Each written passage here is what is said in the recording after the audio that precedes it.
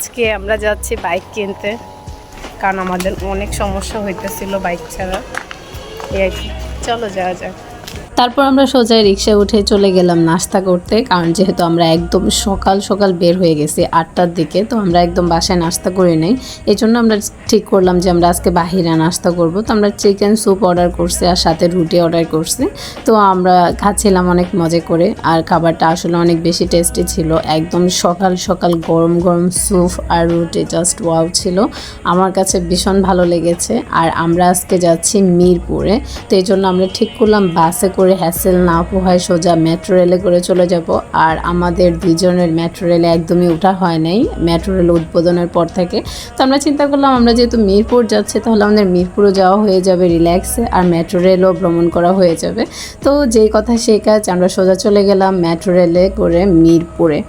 আর আমাদের আজকে মিরপুর বিআরটিতে অনেক ইম্পর্টেন্ট কিছু কাজ ছিল, তার জন্যই মূলত আমাদের মিরপুরে যাওয়া। তো এখানে ওবি টিকিট কাটছিল আর আমি পিছনে ওয়েট করছিলাম। আমরা হচ্ছে মিরপুর 11-তে নামবো, তারপর ওখান থেকে মিরপুর 10-এ যাব, কারণ ওখানে তখন মিরপুর 10-এর যে স্টেশনটা ছিল সেটা তখন সাময়িকভাবে অফ ছিল, তার কারণে হচ্ছে আমাদের মিরপুর 11-তে যেতে হয়েছে।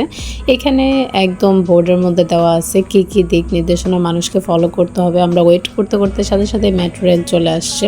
তারপর আমরা দুজন মেট্রো রেলের মধ্যে উঠে গেলাম। মেট্রো রেলে উঠে দেখি একটাও সিট খালি নেই। তো কি আর করা, আমরা দুজন দাঁড়ায় দাঁড়ায় যাচ্ছিলাম আর বাইরের সৌন্দর্য উপভোগ করছিলাম।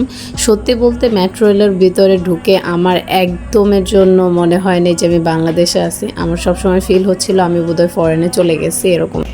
পাখি, how was the experience? Very good, অনেক তাড়াতাড়ি চলে আসছি মিরপুর 11-তে। আমার কলিজাটা।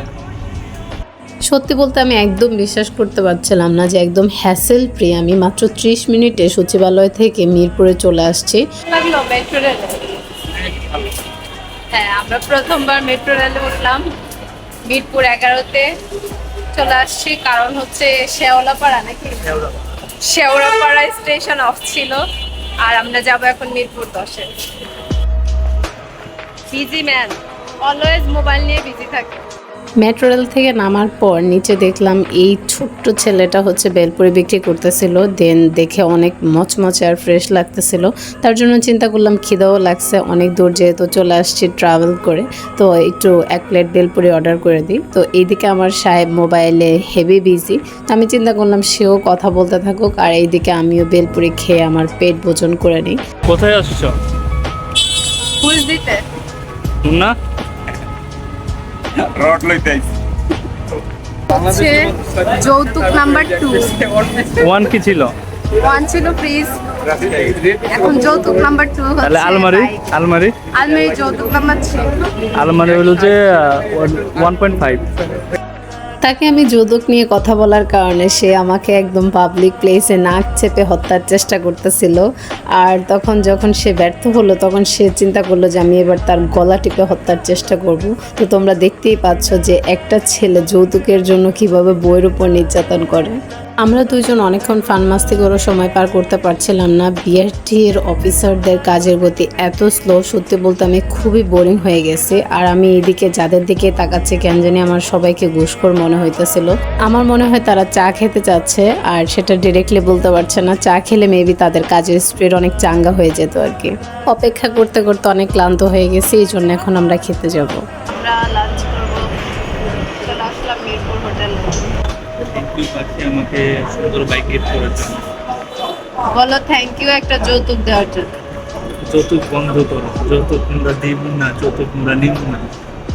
কিন্তু আমারে প্রতিদিন টর্চার করে যৌতুক দেওয়ার জন্য। আমি ওর হাতে প্রতিদিন নির্যাতিত হয়ে আমি বাধ্য হয়ে একটা বাইক কিনে দিলাম। দরকার নেই, আমার দরকার বাইক নিয়ে তুমি বাসে যাবে। মিথ্যা কথা, মিথ্যা কথা, মজা করছি, বাট সত্যি ব্যাপারটা। বলেন hi, say something. Nothing to say, আসছি বন্ধু গাড়ি কিনছে আনন্দ। আচ্ছা বলেন, সাবস্ক্রাইব, ফলো, লাইক, কমেন্ট, চ্যানেলটা সাবস্ক্রাইব করবেন, ফলো করবেন, অবশ্যই লাইক করবেন। Thank you.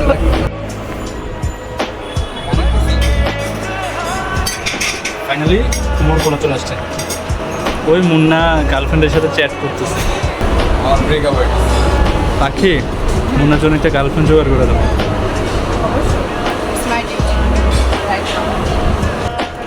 আমি এখানে ভিডিও আমি স্যালারি কত করি? নাইস এন্ড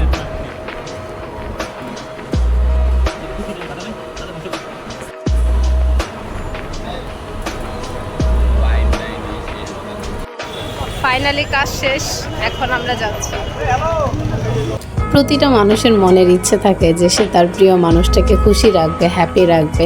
আজকে আমি অনেক বেশি খুশি, আর আজকের দিনটা আমার কাছে অনেক বেশি স্পেশাল, কারণ আমি আমার ভালোবাসার মানুষ মানে আমার হাজব্যান্ডকে তার পছন্দের বাইকটা গিফট করতে পেরেছি। আর সেজন্য আজকের দিনটা আমার কাছে অনেক বেশি স্মরণীয়।